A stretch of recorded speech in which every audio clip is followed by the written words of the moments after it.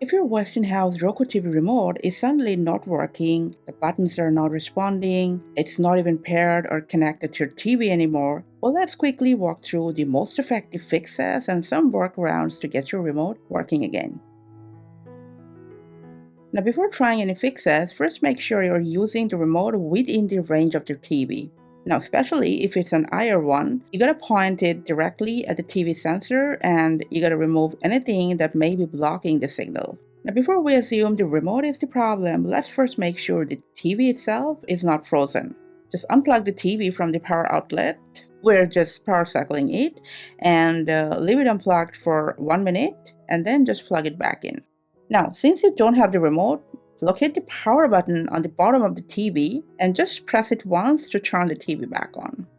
Let it load properly, and now try your remote. If your remote still isn't working, the next step is to check the batteries and, if needed, reset it. So whether you have a standard IR remote or a Roku Voice one, just start by removing the batteries and then just leave them out for about 2 to 3 minutes. Now, while the batteries are out, what you can do, meanwhile, just press and release the power button on the remote for a few seconds to discharge any remaining power. And then you can press each of the buttons a few times to make sure none of them are stuck.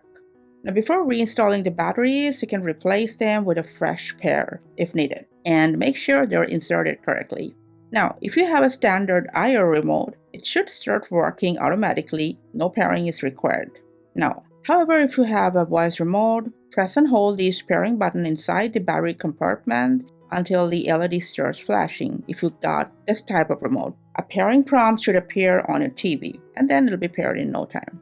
Now, if your remote doesn't have this button, just press and hold the home and the back buttons together for a few seconds until the light flashes, and you will get the same pairing prompt in the screen.